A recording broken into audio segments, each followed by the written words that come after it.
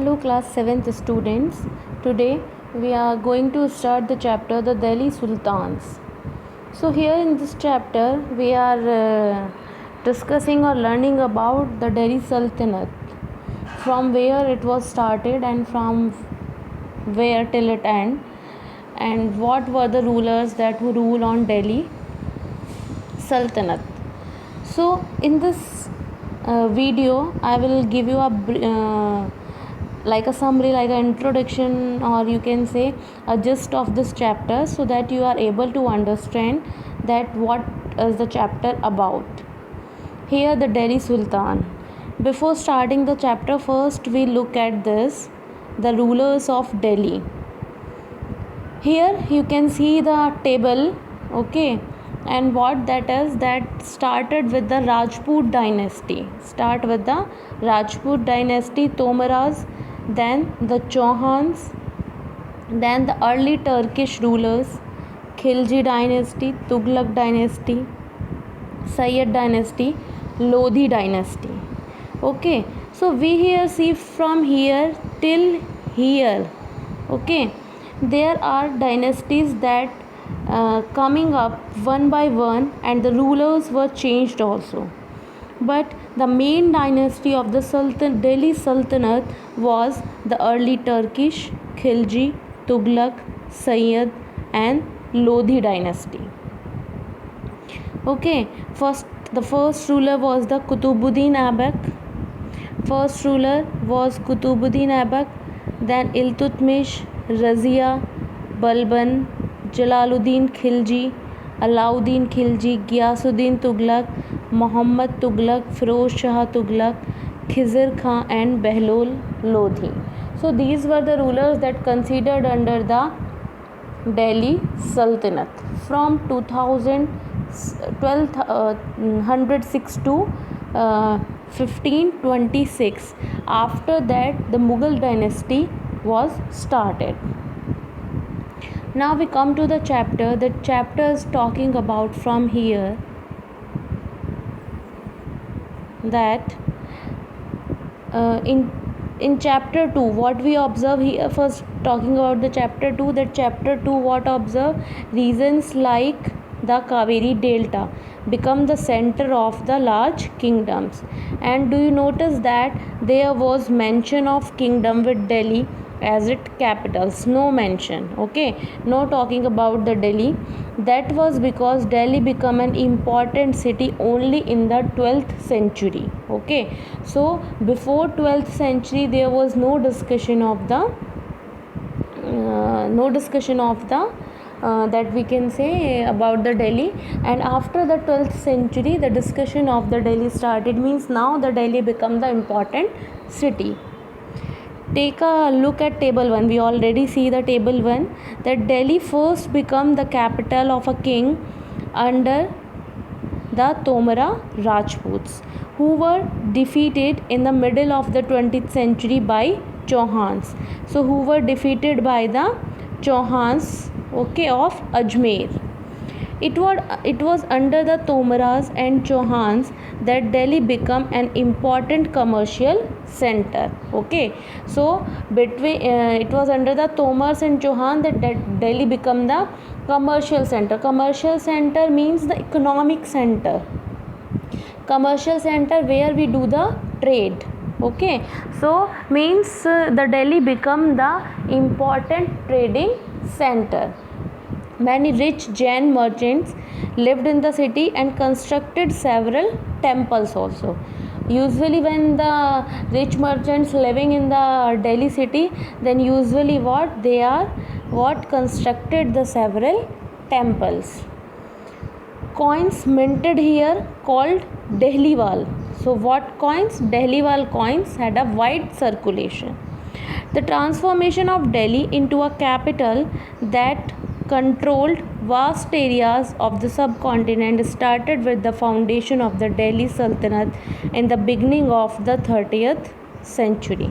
So from the 30th century the Delhi became the capital of the subcontinent, and there was a foundation, there was establishment of the Delhi Sultanate. So there are 5 dynasties that made the Delhi Sultanate. That here already we observe early Turkish rulers, then Khilji dynasty, Tughlaq dynasty, Sayyid dynasty and Lodhi dynasty.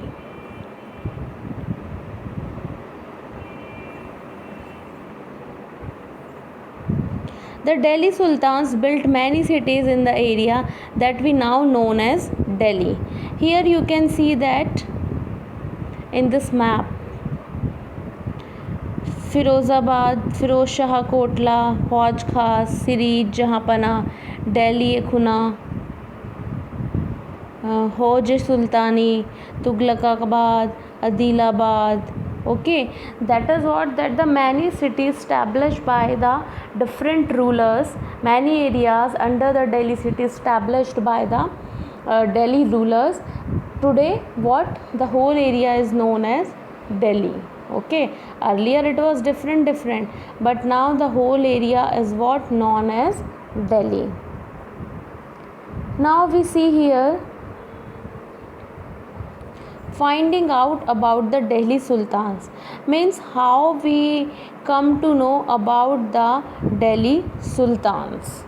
Okay, that means what are the evidences we get that we know the different things about the Delhi Sultans.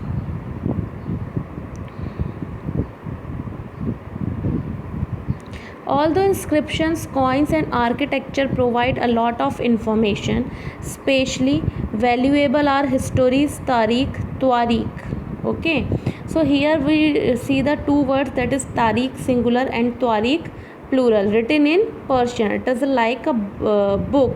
You see here that in first picture he made the paper, then in second picture doing the writing work, in third picture making the stamps, and in fourth picture he was putting the stamps on the book. So Tariq is a singular book and the Tuarikh the plural one, stories, written in which language? Persian language. And Persian language was also the language of the administration under the Delhi Sultans. Okay, so Persian language was also the language of administration under the Delhi Sultans. The authors of Tuarikh were the learned men, secretaries, administrators, poets and countries, who both recounted events and advised rulers on governance, emphasizing the importance of just rule.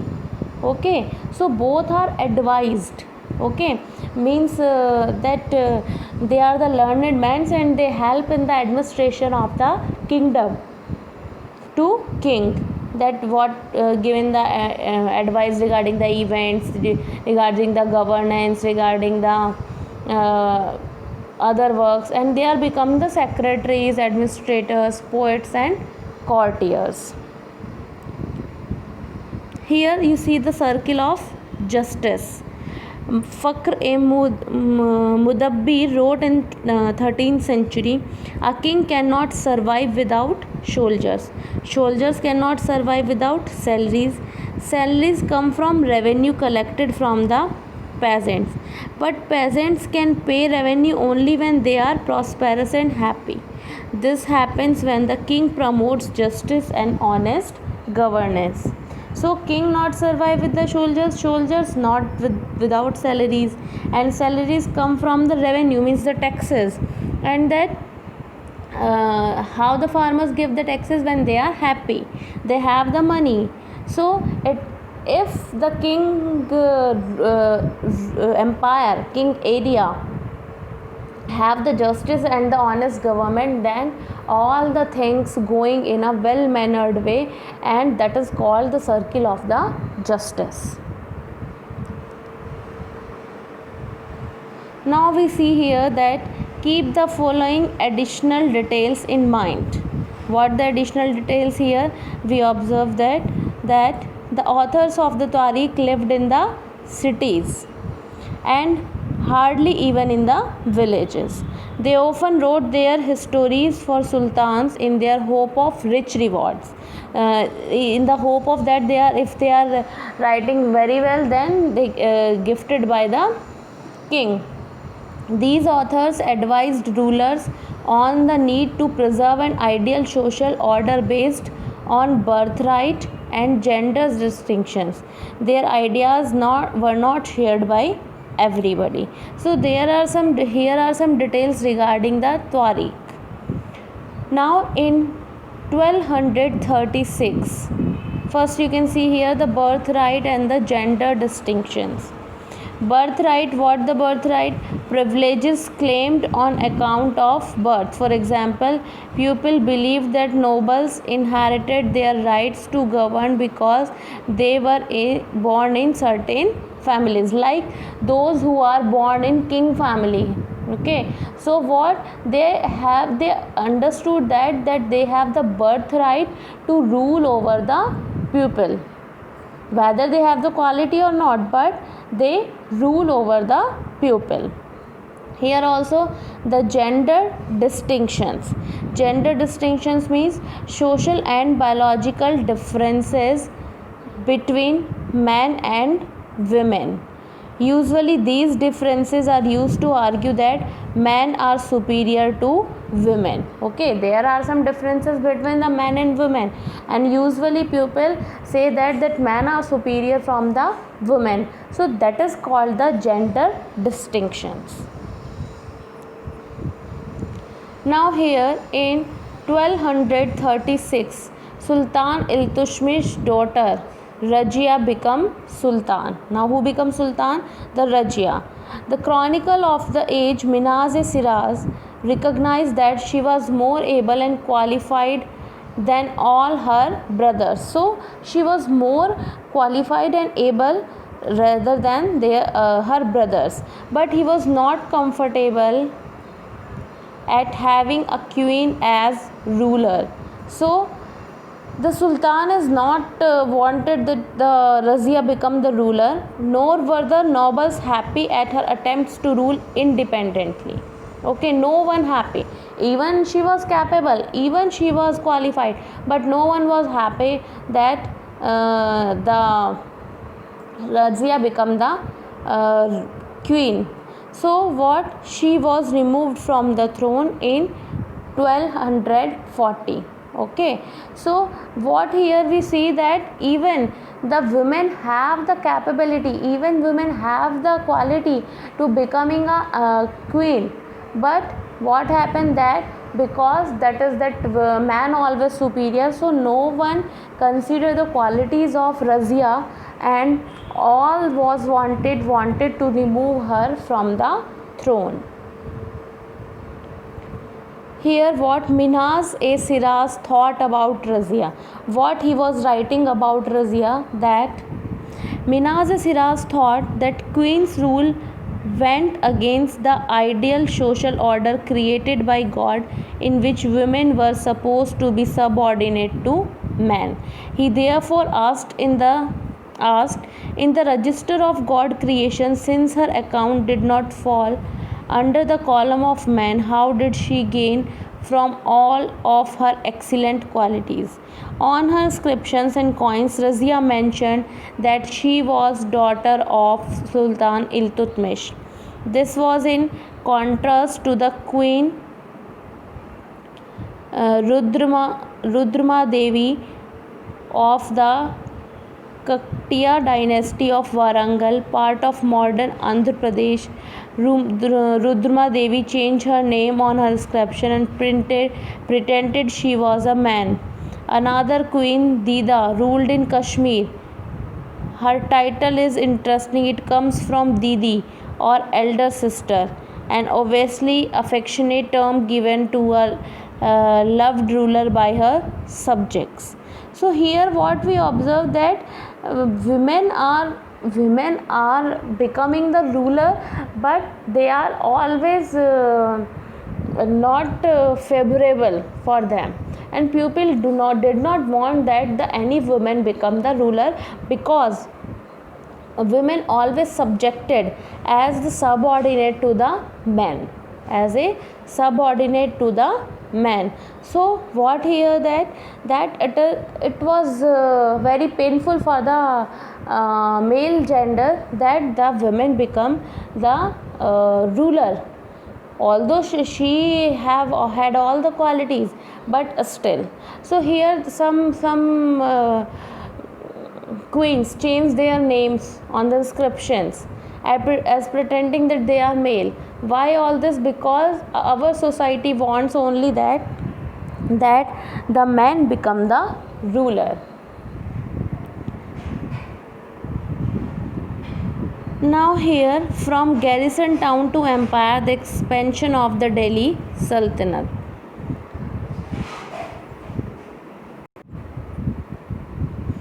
From garrison town to empire, the expansion of the Delhi Sultanate. In the early 13th century, the control of the Delhi Sultans rarely went beyond heavily fortified towns occupied by garrisons. The sultans seldom controlled the hinterland of the cities and were therefore dependent upon trade, tribute, or plunder for supplies. So first of all, we here see the two terms, that is hinterland and the garrison town. Hinterland, the lands adjacent to a city or a port that supply with goods and services. Means when the main empire beside there is a land and from there you supply the goods, that is called the hinterland. And the garrison town, that a fortified settlement with the soldiers. Fortified settlement means that from around the area you have the wall like structure, and on that soldiers are stayed, like you see in the pictures and movies, in the big palaces. So here what happened, that sultan controlled the hinterland of the cities, and that because the cities dependent on the supplies from the hinterland. Controlling garrison towns in distant Bengal, Sindh from Delhi was extremely difficult. So it was very difficult to control the Bengal and Sindh from the Delhi. And the rebellion war, even bad weather could snap fragile communication routes. So because of not good weather also, that the not good we can say communication. Delhi authority was also challenged by the Mongol invasions from Afghanistan and by governors who rebelled at any sign of the sultan's weakness. So one side the Mongol invasion also from the Afghanistan, and one side that the governors of the sultan also started rebel against the sultan regarding the sultan's weakness. Its consolidation occurred during the reign of Ghiyasuddin Balban and the further expansion under the Alauddin Khilji and Muhammad Tughlaq. Okay, so this situation going on in the region of the Balban, Alauddin Khilji and Muhammad Tughlaq. The first set of campaigns along the internal frontier of the Sultanate at consolidating the hinterlands of the garrison towns.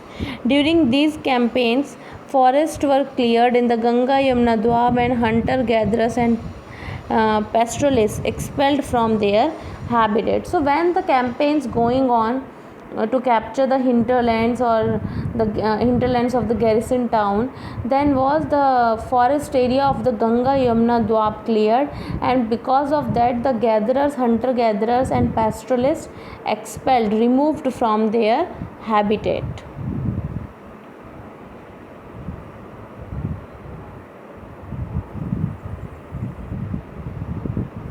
These lands were given to peasants and agriculture was encouraged. New fortresses, garrison towns were established to protect trade routes and to promote regional trade.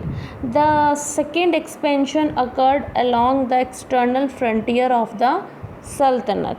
So second expansion occurred along the external frontier of the Sultanate. Military expeditions into southern India started during the region of the Alauddin Khilji and culminated with Muhammad Tughlaq. In their campaigns, Sultanate armies captured elephants, horses, slaves, and carried away the precious metals. So, in the time period of the Alauddin Khilji, southern India was controlled by the Alauddin Khilji. By the end of the Muhammad bin Tughlaq regime, 150 years after somewhat humble beginnings, the armies of the Delhi Sultanate had marched across a large part of the subcontinent. They had defeated rival armies, seized cities.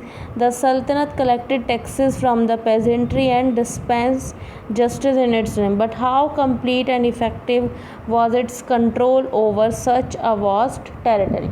So after Muhammad bin Tughlaq, 150 years, that what happened, that now the almost whole India captured by the Alauddin Khilji, and that collected the taxes from the peasants, and having the defeated the rivalry armies, seized the cities, but it was very difficult to control such a vast territory, such a big territory.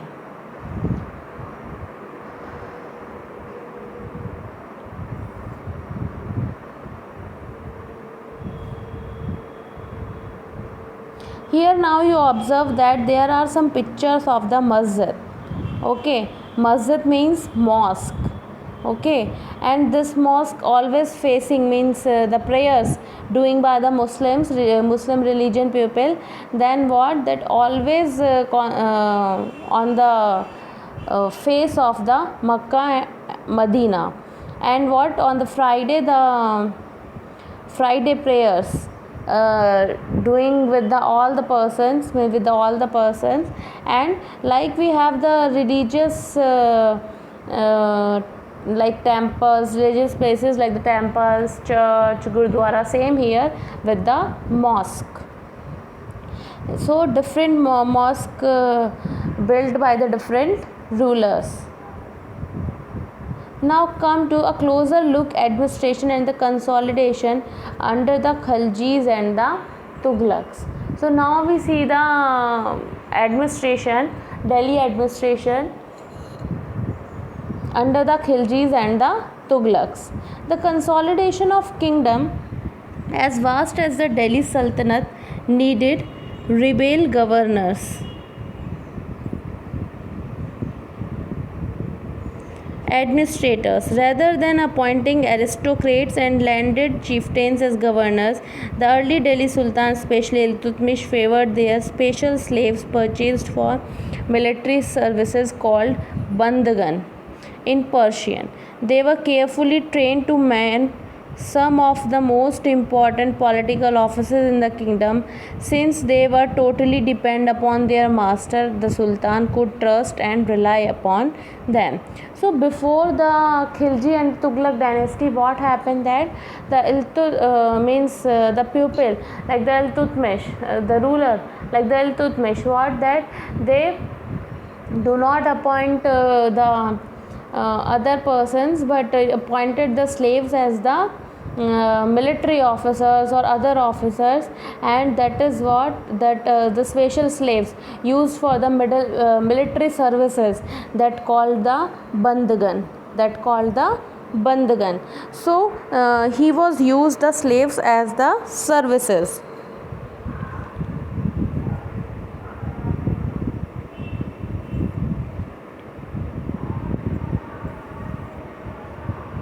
The Khiljis and Tughlaqs continued to use bandgan and also raised pupils of humble birth, who were often their clients, to high political positions. They were appointed as generals and governors. However, this also introduced an element of the political instability. So here this bandgan process continue in the Khilji and the Tughlaq dynasty, and that introduces an element of political instability, means not politically the things are not stable.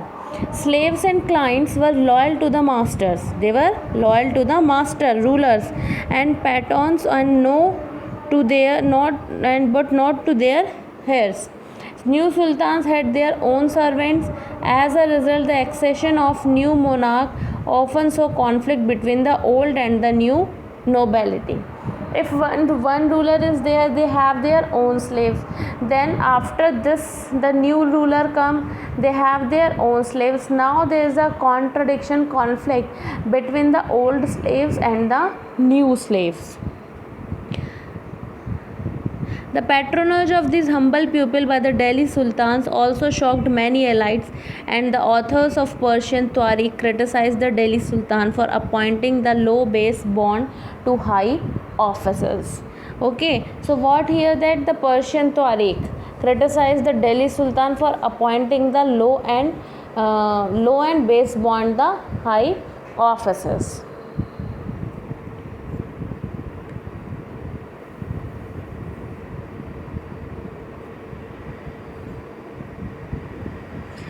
Like the earlier sultans, the Khilji and the Tughlaq monarchs appointed military commanders, governors of the territories of varying sizes. These lands were called Iqta and their holders were called Iqtidar or Mukti. Okay, so what the Khilji and the Tughlaq rulers, what they doing? They are appointed the military commanders on the various lands, and what is called that? The land is called Iqta and the military commander, that is called the Iqtidar or Mukti.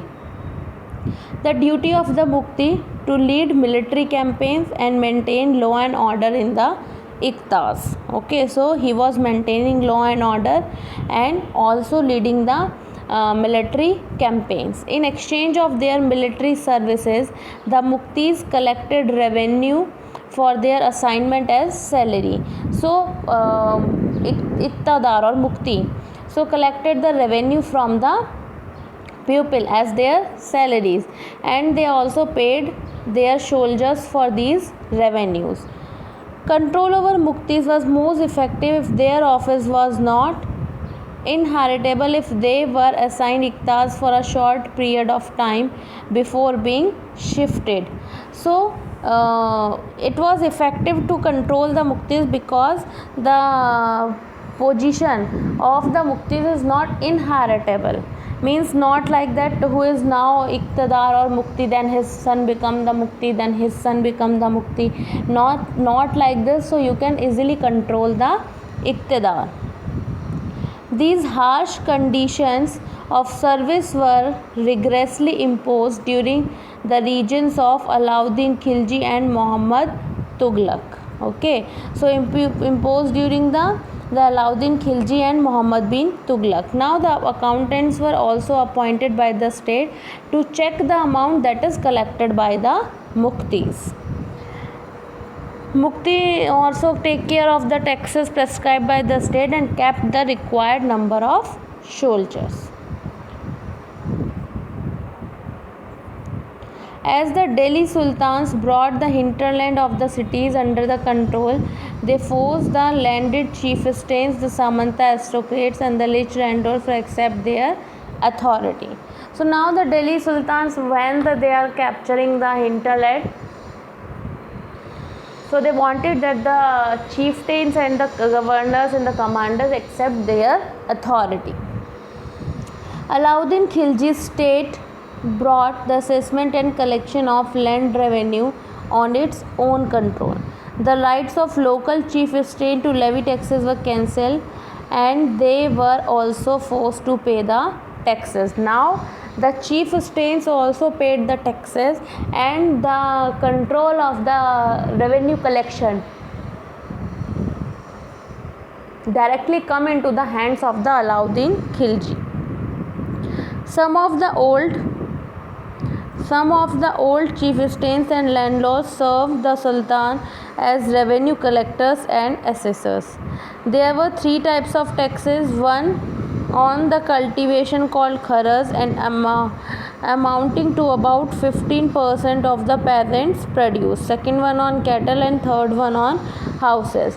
The how much the peasant, how much the farmer produce 50% of that given in the tax, and also tax on the cattle and the houses. It is important to remember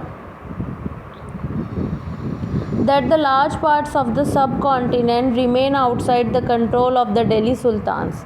It was difficult to control distant provinces like the Bengal from Delhi. Soon after annexing southern India, the entire region became the independent. Even in the Gangetic plain there were forested area. So it is very difficult to control the Bengal and the South India from the Delhi, because there was no communication, no such speedy communication at that time.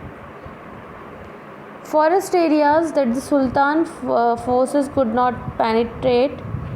Local chieftains established their rule in these areas. Sometimes rulers like Alauddin Khilji and Muhammad Tughlaq could force their control in these areas, but only for a short duration.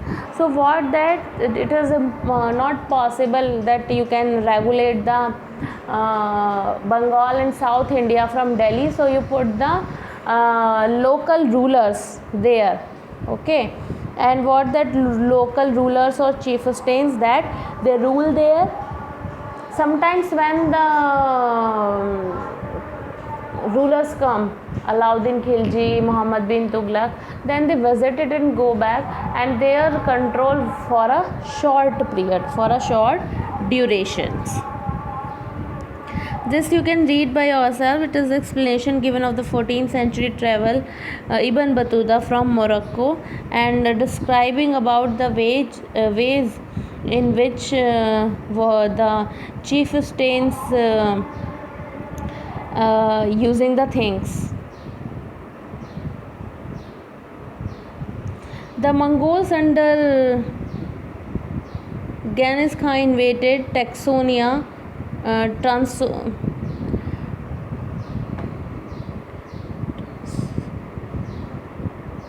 Transonia in northeast Iran 1219, and the Delhi Sultanate faced their onslaught soon after.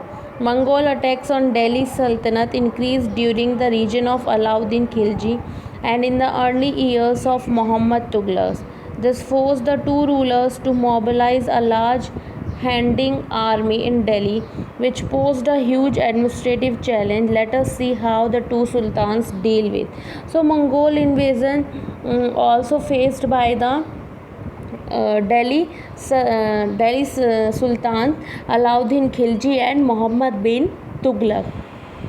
Now how they are mobilizing, how they are moving with the armies, standing armies in Delhi, which pose a huge administration challenge. Administration challenge means when the Mongol invasion was there, so it was how they are deal with that. Here this table given here, the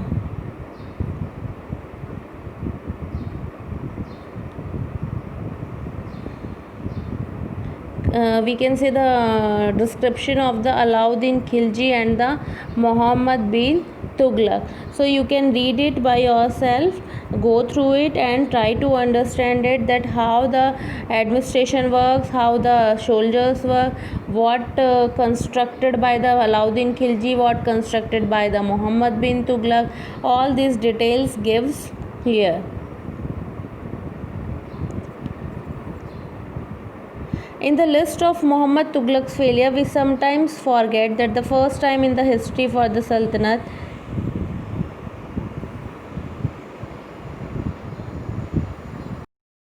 Delhi Sultan planned a campaign to capture Mongol territory. Unlike Alauddin defensive measures, Muhammad Tughlaq measures were conceived as a part of the military offensive against the Mongol. So on both in their ruling time, they was making the military campaigns, was made the military campaigns against the Mongols invasions. Now the Sultanate in the 15th and the 16th century. Now you notice that Tughlaqs, after Tughlaqs, the Sayyid and the Lodi dynasty ruled from Delhi, Agra until 1526. By then, Jaunpur, Bengal, Malwa, Gujarat, Rajasthan, and the entire South India had independent rulers who established flourishing states and prosperous capitals. So now, what here that in the Jaunpur, Bengal, Malwa, Gujarat, Rajasthan, now the independent rulers were ruling. This was also the period when the emergence of the ruling groups like the Afghans and the Rajputs. So it was the emergence of the period of the Afghans and the Rajputs. Some of the states established in this period were small but powerful and extremely well administrator. So some small states also established at that time, and that was small but that was powerful. Sher Shah Suri started his career as the manager of a small territory for his uncle in Bihar, and eventually challenged and defeated the Mughal ruler Humayun. Okay, so he was defeated the Mughal ruler Humayun. Sher Shah captured, controlled Delhi and established his own dynasty. Although the Sher Shah Suri dynasty ruled for only 15 years, it introduced an administration that borrowed elements from Alauddin Khilji and made them more efficient. Sher Shah administration became the model followed by the great Emperor Akbar 1556 to 1605 when he consolidated the Mughal Empire. Okay, so Sher Shah Suri defeated the Humayun, and after that introduced an administration that borrowed that have the elements of the Alauddin Khilji, and then after it the Akbar become the ruler, the Mughal Empire. Here is also a story given of the three orders, the peace of God, knights and the crusades. See, this also you can read by your own and try to understand it. This is a short summary of this chapter, the Delhi Sultans. I hope you will understand it. Go through the video and listen carefully. Thank you, class.